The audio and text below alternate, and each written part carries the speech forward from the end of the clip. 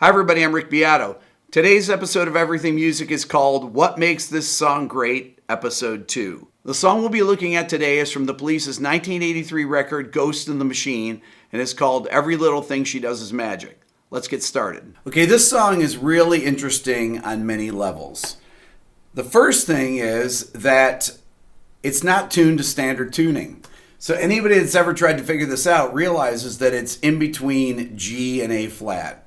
Literally 50 cents sharp. What I think they did is that they sped the tape up to get the tempo a little bit faster. It probably didn't feel right at the tempo. Sped the tape up and said, that sounds great. It also makes the tune have a really unique sound. Most people would not realize it if they didn't have perfect pitch, but it does have a unique sound that you can't really identify. But that, I think, is because of this. The other thing is that this is one of the only songs I can think of that has a Lydian bass line in the verse. Either in the verse or the chorus. I don't know any songs that really have a Lydian bass line that is this literal. So it begins on G, or G in between G and A flat, and it comes right up the scale. G, A, B, C sharp. And that's the verse. Okay, it literally walks up 1, 2, 3, sharp 4. Let's take a listen to the intro.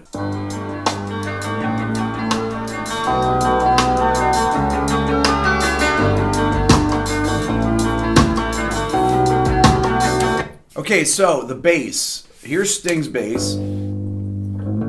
He's playing a very compressed, fretless bass. 1, 2, 3. Sharp 4. Okay. They also have a little hi-hat thing that I really want to talk about here at the beginning. What you notice when you hear this hi-hat is that there's a delay on the hi-hat. There's actually delay on the drums in the verses. There's a delay on the hi-hat. So you can hear it right here. So if I solo the drums, you can hear that little echo on the drums. Now the guitars walk right up in the same way. It's guitar with an after swell.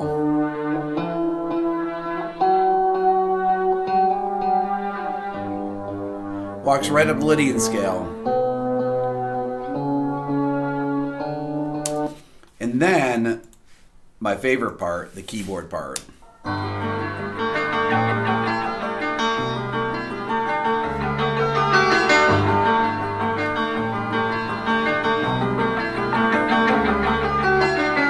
Okay, the keyboard part is really two different phrases.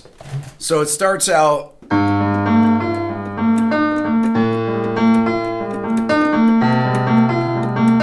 and then... the first time it goes, okay. The second time through the phrase, it repeats the same thing, but the ending of the phrase is a little different.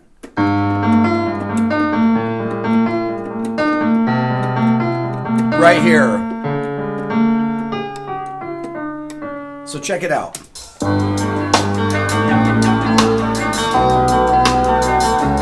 The high one.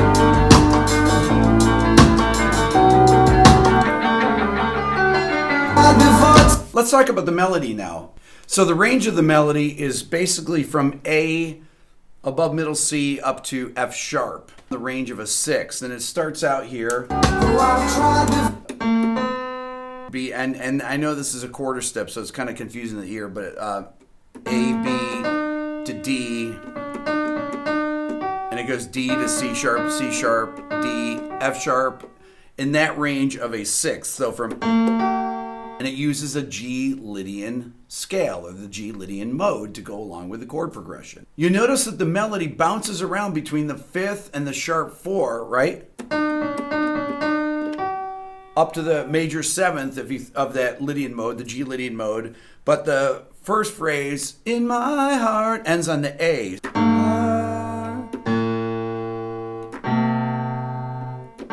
And it makes a nice 6th interval with that sharp 4 there, which is why it's a great resting note. time that I come near her, I just lose my nerve as I've done from the start.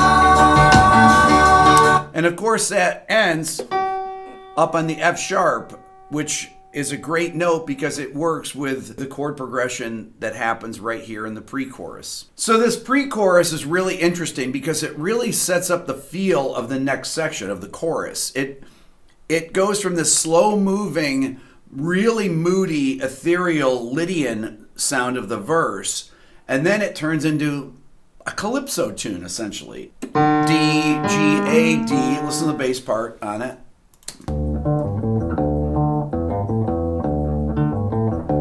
Listen to it with the keys.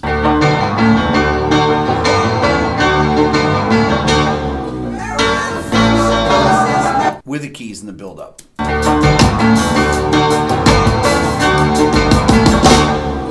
Then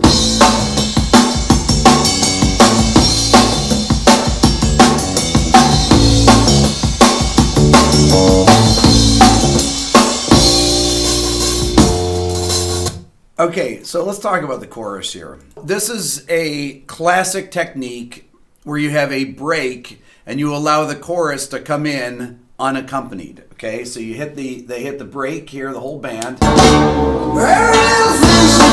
And on thing, the whole band comes in. It really gives, when the beginning of the hook starts on a break and then you power into the chorus, when you're all hitting together on an important word of the chorus, it gives it a lot of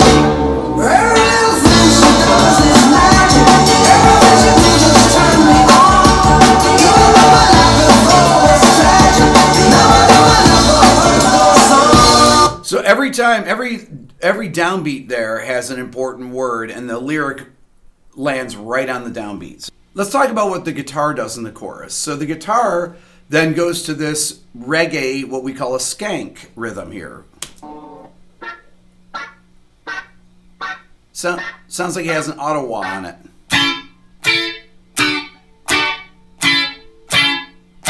One, two, three, four. 1, 2, 3, 4. The skank happens in reggae on 2 and 4.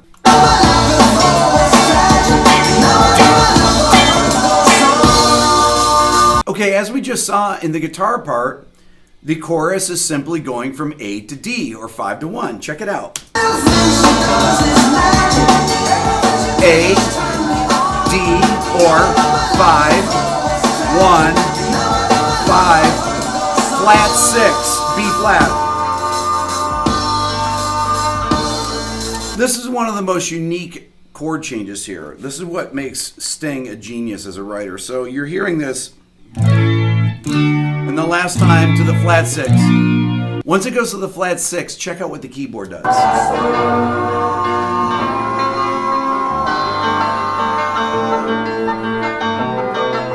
Okay, so the keyboard goes from B flat major, and then it drops down to F major. I'm doing like F add 9 over A, but the bass is playing F, so it's playing the root of the chord.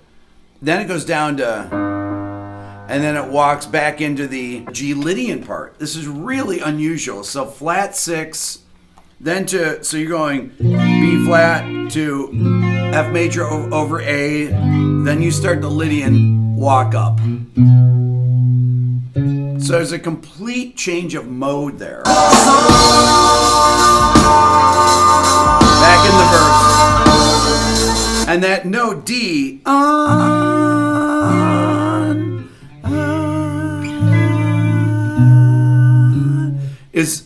works perfectly over all those chords. I mean, it's incredibly ingenious. So let's listen. Then we go into the second verse, and listen how the keyboard does its little turnaround here. Do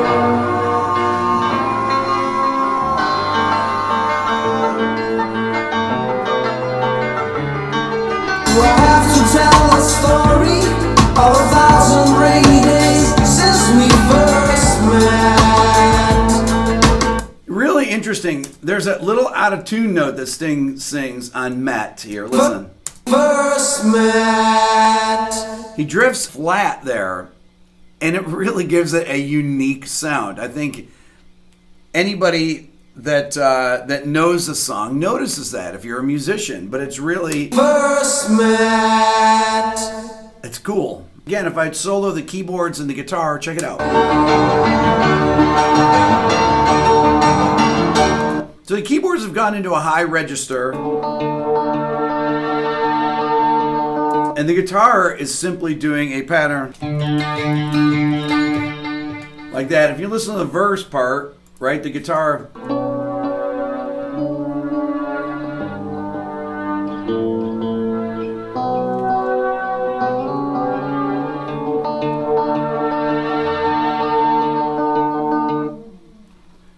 And the delay goes through there. Then back to the skank. So the bridge actually does something unusual again. It goes to the flat 6 chord like it does in the interlude between the first chorus and the second verse. The bass is going between B flat and F, but check this out. Listen what the keyboard does here. It's going between G and A.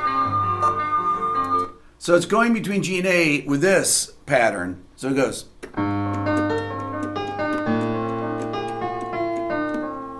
And then it's coming down this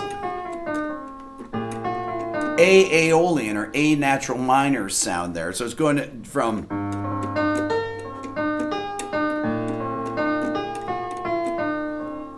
check it out.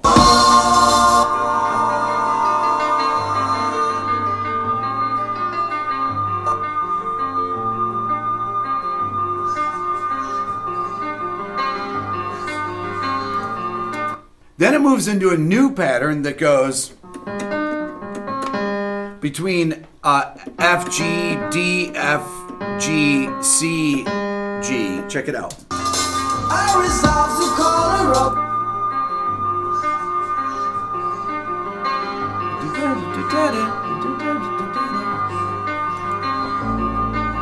So the build into the last chorus goes between B flat and C. Check out the guitar part.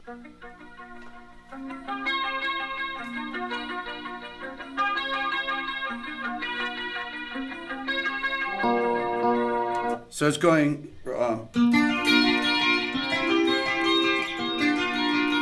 going between those two chords, right? And then it rises here.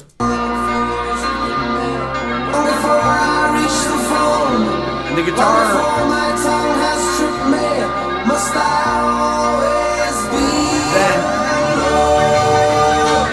Then you have that filter sweep in the synthesizer, and they go up into D to set up the last chorus. Listen to it.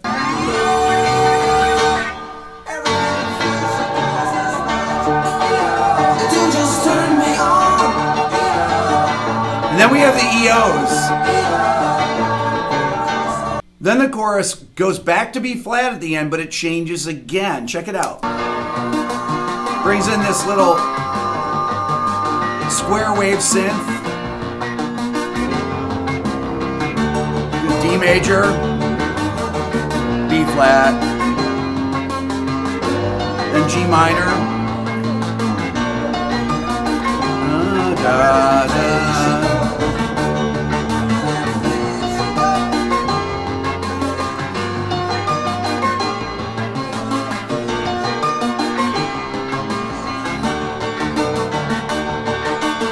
It goes to the flat 6 chord, B flat, but check it out.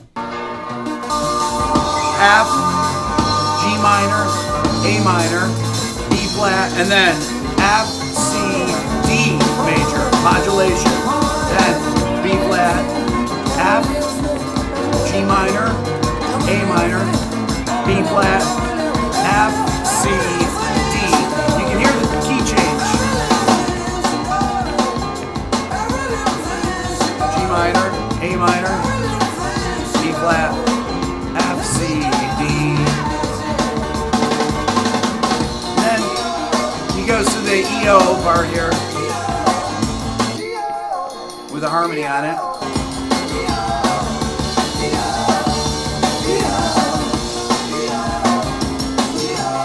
And we have that little sequencer keyboard sequencer part. And then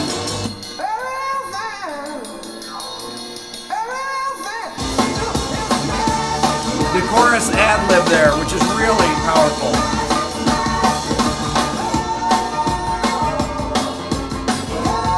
Walk up and then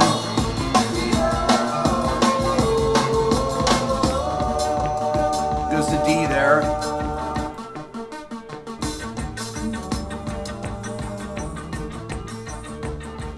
And then one of the most unusual things is that it goes back to the Lydian bass line. It's a big enough umbrella, but it's always me that ends up getting wet. This is one of the few instances that I can think of that radio stations, when the tune came out, would always play the tune to the end of the fade, because there's new melodic material coming in, even on at the very end of the fade. That beautiful recap of the verse melody It's a big enough umbrella, but it's always with a different me that melody. ends up getting wet. That's right at the bottom of the fade. You hear that, and it's super powerful. I remember when I first heard it, I would always turn up the car stereo when that happened. When it got to the end of that fade, everybody would do that. And nowadays, you think of it, radio stations would talk over those things, but that was really just another part of the tune. It's a reiteration of the verse with a completely new melody right at the bottom of the fade. Really incredible thing. There's a few production elements I want to talk about in here. One of them is the drum part. The space that Stuart Copeland leaves in his kick drum pattern in the chorus. He's got a very sparse kick drum pattern, and it really opens up room for the bass to create this rhythmic movement. Check out the bass and drums in the chorus.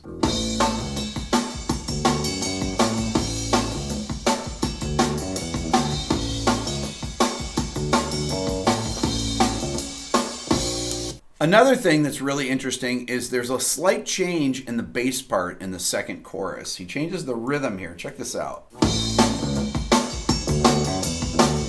Right here.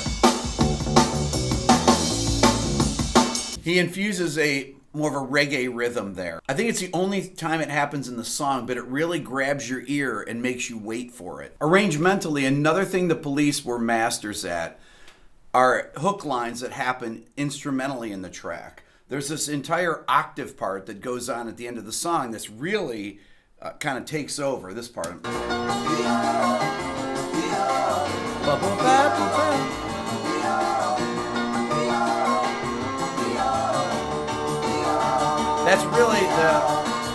That's the main counter melody for the entire ending of the song. It's really effective. This is one of the most complex pop songs that I've ever heard. I believe if it came out today, it'd still be a massive hit.